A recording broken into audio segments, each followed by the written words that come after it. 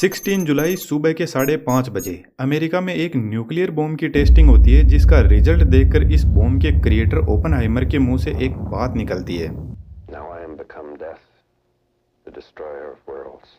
और यह बात सच भी हो जाती है। इस बॉम्ब की टेस्टिंग के 20 दिन बाद 6 अगस्त 1945 को अमेरिका जापान के हिरोशिमा पर सुबह 8:15 बजे लिटिल बॉय बॉम्ब को गिरा देता है, जो लगभग 70,000 लोगों की इंस्टेंटली जान ले लेता है और इतने ही लोगों की जान अगले 2 महीने में और ले लेता है। और इसके बाद में हम चांद और मंगल पर लाइफ ढूंढ रहे हैं। ओपनहाइमर ने 2 बॉम्ब बनाए, फेटमैन और लिटिल बॉय। लिटिल बॉय में एज ए एक्सप्लोजिव यूरेनियम को काम में लिया गया और फेटमैन में प्लूटोनियम को। प्लूटोनियम और यूरेनियम दोनों ही रेडियो एक्टिव मटेरियल है, लेकिन यहाँ पर यूरेनियम के आइसोटोप्स U-35 को काम में लिया गया और प्लूटोनियम के आइसोटोप्स P-239 को, क्योंकि सिर्फ इन्हीं आइसोटोप के अंदर न्यूक्लियर फ्यूजन की प्रोसेस हो सकती है और इसमें न्यूट्रॉन्स की अवेलेबिलिटी भी ज्यादा होती है, जो अभी आपको थोड़ा आगे समझ में आ जाएगा। लेकिन आज की नई टेक्नोलॉजी में इंटरेस्टिंग बात है कि 1945 में लिटिल बॉय बॉम्ब में 64 kg एनरिच्ड यूरेनियम को काम में लिया गया, जो 15,000 टन TNT जितनी एनर्जी प्रोड्यूस करता है।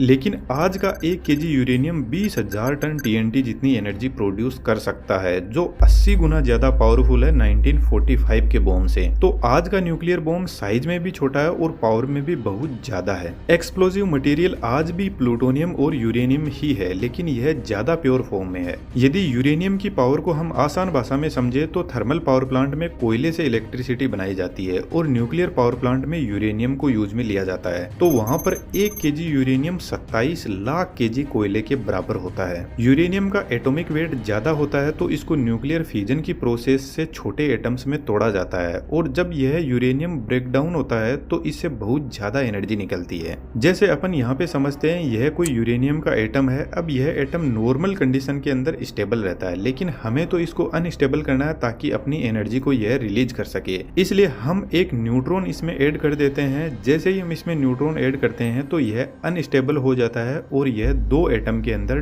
टूट जाता है। अब इस ब्रेकडाउन से 3 न्यूट्रॉन और जबरदस्त एनर्जी निकलती है। अब इस न्यूट्रॉन के पास में बहुत ज्यादा एनर्जी होती है और इसकी ट्रेवलिंग स्पीड भी इतनी ज्यादा होती है कि यह लाइट की स्पीड का 30% स्पीड से ट्रेवल करते हैं। तो यह तीनों न्यूट्रॉन आगे और न्यूट्रॉन के एटम से टकराते हैं और उनको तोड़ते हैं और फिर उनसे न्यूट्रॉन और एनर्जी निकलती है और फिर वह और आगे यूरेनियम के एटम को तोड़ते हैं। इस टाइप से एक लंबी अनकंट्रोल्ड चेन रिएक्शन चलती है जब तक पूरे यूरेनियम के एटम से एनर्जी ना निकल जाए। अब न्यूक्लियर बॉम्ब के अंदर यह प्रोसेस तो होती ही है, लेकिन इस प्रोसेस को कंडक्ट करवाने के लिए बॉम्ब की डिजाइन अलग हो सकती है। ओपनहाइमर की लिटिल बॉय बॉम्ब को एक्टिवेट करने की डिजाइन एक गन के मैकेनिज्म के जैसी थी, जिसको अभी हम आगे समझेंगे। बॉम्ब 10 फीट लॉन्ग और 28 इंच का डायमीटर था और इसका वेट 4400 kg था। जिस एयरक्राफ्ट से इस बॉम्ब को गिराया जाने वाला था उसका नाम B-29, जो एक बॉम्बर एयरक्राफ्ट है। जब एयरक्राफ्ट 38,000 फीट की हाइट पर था तब एयरक्राफ्ट अपने डोर ओपन करता है और बॉम्ब को नीचे गिराता है।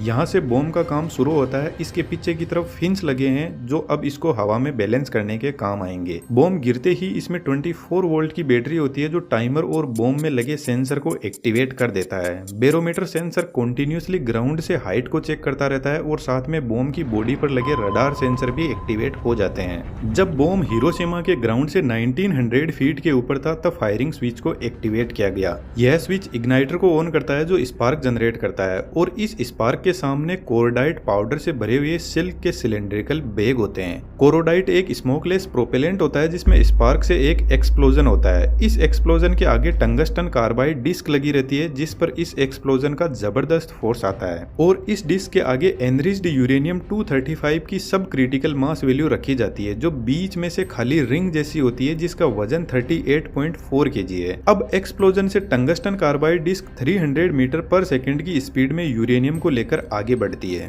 और फ्रंट साइड में एनरिच्ड यूरेनियम 235 को ही सिलेंड्रिकल फॉर्म में सुपर क्रिटिकल वैल्यू रखी जाती है जिसका वेट 25.6 kg है, जो एक्सप्लोजन के लिए तैयार बैठा है। यहाँ पर एनरिच्ड यूरेनियम की सुपर क्रिटिकल और सब क्रिटिकल मास वैल्यू को रखा जाता है जिससे क्रिटिकल मास को अचीव किया जाता है और क्रिटिकल मास वह वैल्यू है जिस पर यूरेनियम फिजनेबल बनता है, अदरवाइज न्यूक्लियर फिजन की प्रोसेस इसमें शुरू ही नहीं होगी। तो जैसे ही यूरेनियम की रिंग स्पीड में आकर इस सिलेंडर में फिट होती है तो पीछे की तरफ तरफ इनिशिएटर लगे रहते हैं जो न्यूट्रॉन्स को इंजेक्ट करना शुरू कर देंगे, जिससे न्यूक्लियर फ्यूजन की प्रोसेस शुरू हो जाएगी। यहाँ पर जो गन बैरल है वह बहुत स्ट्रॉन्ग मेटल की बनी है, तो जब तक न्यूक्लियर फ्यूजन की प्रोसेस कंप्लीट नहीं हो जाती तब तक यह मेटल यूरेनियम को होल्ड करके रखती है। और जैसे ही न्यूक्लियर फ्यूजन की प्रोसेस कंप्लीट होती है तो इतनी ज्यादा एनर्जी निकलती है कि यह मेटल पिघल के ब्लास्ट हो जाती है। और यह ब्लास्ट इतना जबरदस्त होता है कि 1200 फीट डायमीटर की एक जबरदस्त फायरबॉल क्रिएट होती है जो ऊपर 6000 फीट तक जाती है। यह एक मशरूम जैसा चमकदार बादल होता है जिसका टेम्परेचर 6000 डिग्री सेंटीग्रेड होता है, जो सन के सरफेस टेम्परेचर के बराबर है। इस फायरबॉल ने पलक झपकते ही लगभग 40,000 लोगों की जान ले ली। इसके एरिया में जितने भी लोग थे वे एकदम गायब हो जाएंगे, उनकी हड्डियां भी नहीं बचेगी, भाप बन जाएगी। यह जो फायरबॉल है ये बहुत ज्यादा शॉक वेव क्रिएट करेगी और शॉक वेव चारों तरफ हर डायरेक्शन में ट्रेवल करेगी साउंड की स्पीड से भी ज्यादा स्पीड में, जिससे जोरदार अर्थक्वेक भी आना शुरू हो जाएंगे। लिटिल बॉय बॉम्ब को सरफेस से कुछ ऊंचाई पर ब्लास्ट किया गया ताकि इसकी फायरबॉल ज्यादा एरिया को कवर कर सके।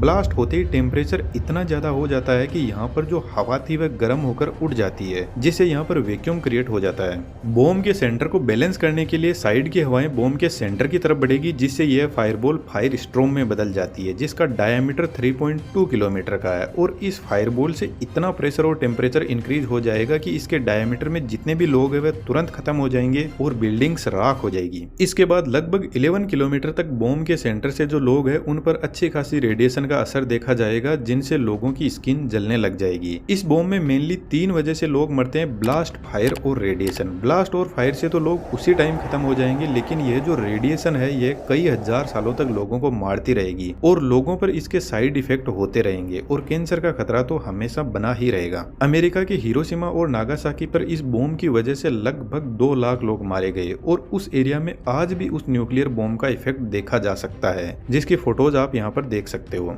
ओपनहाइमर को अपने इस आविष्कार को लेकर बहुत रिग्रेट था और उन्होंने इस न्यूक्लियर बॉम्ब पर बैन लगाने के लिए बहुत कोशिश की, लेकिन वह कर नहीं पाए। अब आप ही बताओ, ओपनहाइमर हीरो है या villain? 1 kilo uranium price $7 million का है, फिर भी हमारी अर्थ पर 12,500 न्यूक्लियर बॉम्ब अवेलेबल है। आज 10 से भी ज्यादा कंट्री के पास में न्यूक्लियर बॉम्ब है। पिछले 80 सालों में से किसी भी न्यूक्लियर बॉम्ब का यूज नहीं हुआ, लेकिन फिर भी हम इंसान एक हाथ में पेट्रोल और एक हाथ में जलती हुई माचिस लेकर घूम रहे हैं। ऐसा बेहतरीन 3D एनिमेशन आपको भी सीखना है तो डिस्क्रिप्शन में कोर्स का लिंक दिया हुआ है। हमारी 3D कम्युनिटी में आपका स्वागत है। आप चैनल पर विजिट करके और भी ढेर सारे ऐसे वीडियोस को एंजॉय कर सकते हो।